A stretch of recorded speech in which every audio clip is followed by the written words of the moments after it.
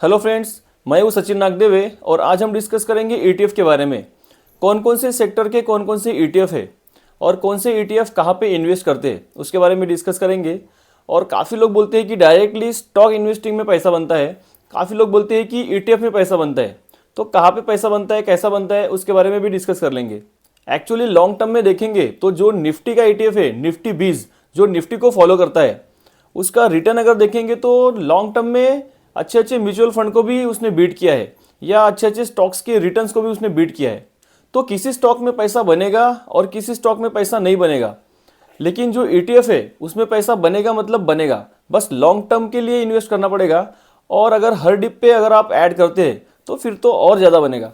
देखो, direct stock investing में पैसा बनता है, ये जितना सच है उतना ही झूठ भी है। दोनों बात बताऊंगा। सच इसलिए कि अगर समझ लो आपने कोई स्टॉक लिया और आपका डिसीजन सही गया, आपका एलोकेशन भी सही है उस स्टॉक में, वो कंपनी फंडामेंटली सही है, लॉन्ग टर्म के लिए अच्छी है और फ्यूचरिस्टिक है, तो इतना पैसा बनेगा कि आप सोच भी नहीं सकते। और झूठ इसलिए है कि मान लो आपने कोई स्टॉक लिया और आपका डिसीजन सही नहीं गया, अगर वो कंपनी फंडामेंटली वैसी नहीं निकली जैसे आपने सोचा था, लॉन्ग टर्म में उसके टॉप लाइन और बॉटम लाइन ऐसे नहीं आ रहे जैसा आपने सोचा था, तो आपका पूरा का पूरा पैसा भी डूब सकता है। जैसे कि येस बैंक और आइडिया के केस में हुआ था, क्योंकि उससे अच्छा तो अगर किसी ने डायरेक्टली निफ्टी में पैसा लगाया होता तो वहाँ पे ज़्यादा पैसा बना होता। इसलिए लोग बोलते हैं कि कभी भी एक कंपनी में पैसा नहीं लगाना चाहिए, डाइवर्सिफाई करना चाहिए। और डाइवर्सिफिकेशन भी अलग अलग सेक्टर में होना चाहिए, क्योंकि अगर कोई एक सेक्टर काम नहीं करता ऐसा मान लो तो दूसरा सेक्टर उसको कवर कर लेता है। और डाइवर्सिफाई करने के बाद 10 में से मान लो 5 कंपनियाँ अच्छी नहीं निकली और 5 कंपनियाँ अच्छी निकली, तो इतना पैसा बनेगा कि आपका ओवरऑल जो रिटर्न है वो काफ़ी अच्छा हो सकता है। लेकिन ईटीएफ में ऐसा नहीं होता।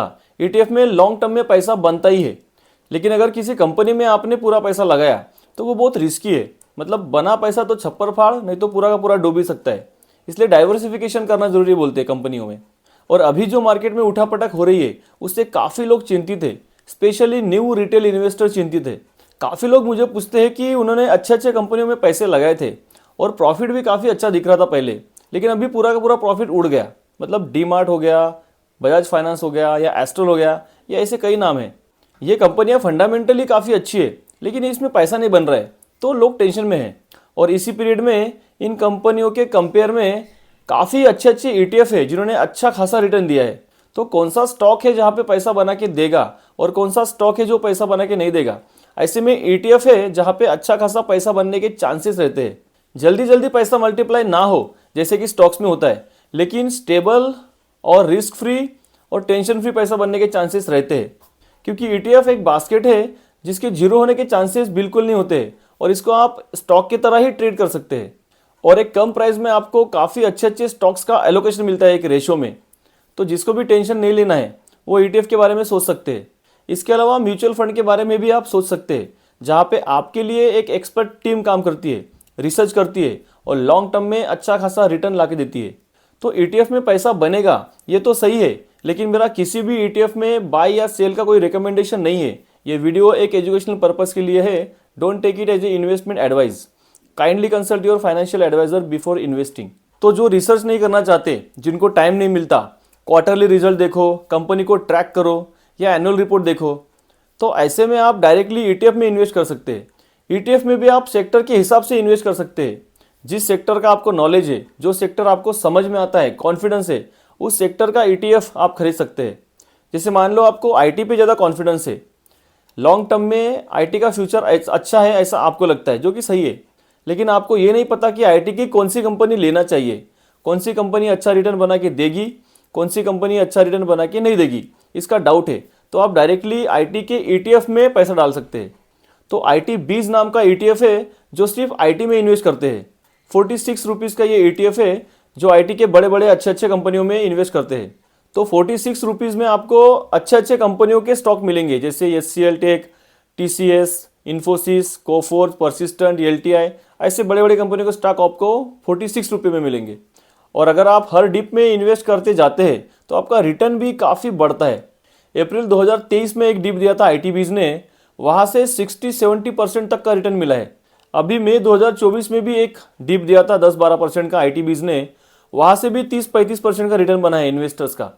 अगर आपको इंफ्रा पे कॉन्फिडेंस है तो इंफ्रा के लिए आप इंफ्रा 20 ले सकते हैं, जहाँ पे अच्छा खासा चार्ट पे रिटर्न दिख रहा है और अभी वो 14-15% डाउन भी है।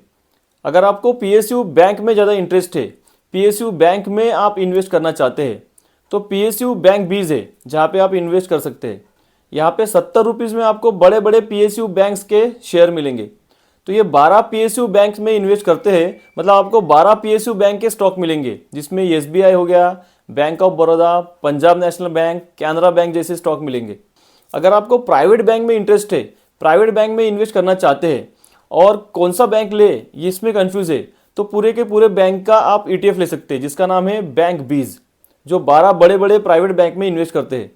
तो ऐसे कई तरह की ETF है जहाँ पे आप अलग अलग तरीके से अलग अलग सेक्टर के ETF में पैसा लगा के लॉन्ग टर्म में एक अच्छा वेल्थ बना सकते हैं। जैसे आपको मान लो ज़्यादा रिटर्न कमाना है तो आपको स्मॉल कैप में इन्वेस्ट करना है, लेकिन आपको डर लगता है कि कौन सी स्मॉल कैप कंपनी लेना चाहिए और कौन सी नहीं लेना चाहिए, क्योंकि स्मॉल कैप कंपनी टूटती भी है और ऊपर भी चढ़ती है, पैसा भी डुबा सकती है और कमा के भी दे सकती है। लेकिन ऐसे में अगर आपको डर लग रहा है स्मॉल कैप कंपनी कौन सी लेना चाहिए, तो उसके लिए एक सेपरेट स्मॉल कैप कंपनी का ETF आता है जहाँ पे आप इन्वेस्ट कर सकते हैं। तो HDFC स्मॉल कैप 250 नाम का ETF है जहाँ पे आप इन्वेस्ट कर सकते हैं। 173 रुपीज़ में आपको ये ETF मिल जाएगा। तो 173 रुपीज़ में आपको 250 कंपनियां मिल जाएगी एक रेशो में, जहाँ पे आपको ट्रैक करने की ज़रूरत नहीं पड़ेगी। तो ये निफ्टी 250 की स्मॉल कैप कंपनियां होते हैं जहाँ पे ये इन्वेस्ट करते हैं, जैसे CDSL, MCX, Crompton, CAMS, Radico Khaitan, Kaynes Technology, KFintech. तो ऐसे 250 कंपनियों के स्टॉक आपको मिल जाएंगे एक रेशो में। और इसका रिटर्न देखेंगे चार्ट पे तो मार्च 2023 से अब तक 100% के ऊपर का रिटर्न दिया है, और वो रिटर्न भी टेंशन फ्री है, मतलब आपको किसी भी कंपनी को ट्रैक करने की ज़रूरत नहीं पड़ी। ऐसे ही किसी को सिर्फ मिड कैप कंपनी में इन्वेस्ट करना है तो मोतीलाल ओसवाल का मिड कैप 100 का ETF है, जिसको MOM 100 बोलते हैं, जहाँ पे आपको 100 मिड कैप कंपनियों के स्टॉक मिलते हैं, वो भी 59 रुपीज़ में, जो निफ्टी की मिड कैप कंपनियों के 100 कंपनी में इन्वेस्ट करते हैं, जिसमें आपको मिलेंगे Suzlon, Max Health Care, Indian Hotel, BSE, Policy Bazaar, Dixon Technology, Persistent, Coforge, Federal Bank. ऐसे 100 कंपनियों के मिड कैप कंपनियों के स्टॉक मिलेंगे आपको, वो भी 59 रुपीज़ में।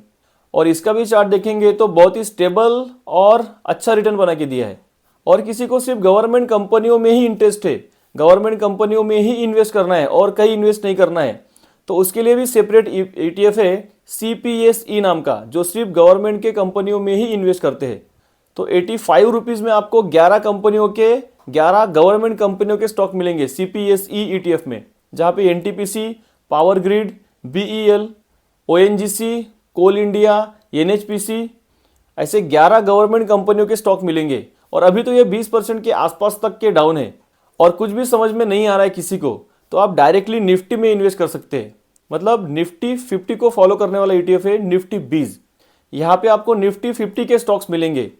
और लॉन्ग टर्म में ऐसा देखा गया है कि निफ्टी ने या निफ्टी 20 ने लॉन्ग टर्म में अच्छे अच्छे म्यूचुअल फंड को और अच्छे अच्छे स्टॉक्स को भी बीट किया है।